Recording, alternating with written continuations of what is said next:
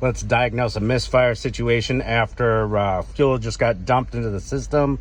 Misfiring. Got everything fixed up. It's got a misfire on 2, 4, and 6.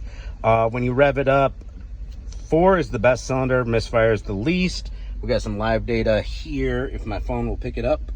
And 4 is the cylinder that can breathe the most. And when you rev it up, 4 doesn't misfire, but 2 and 6 still do. Check it out. I'm gonna rev it up. Boom. Let's rev it up.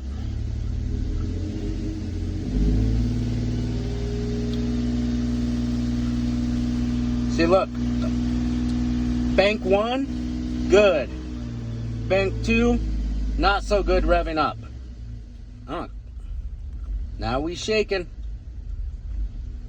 Watch those numbers come back up.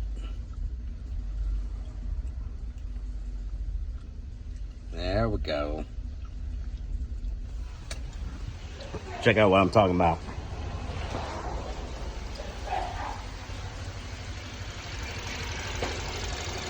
Look at how this exhaust manifold is.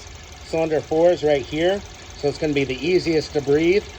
Cylinder 2, cylinder 6, they can't breathe, so they're going to misfire. Clogged catalytic converter right here. Cat's fine on bank 1, 2, 4, 6. I mean 1, 3, 5. So that's good. Just misfiring here. Fourth cylinder the least because it can breathe the easiest. Alright guys, we have no misfires on our misfire graphic now. You want to know why? We didn't change that catalytic converter. Didn't change it. This is just a way to confirm. Take your O2 sensor out.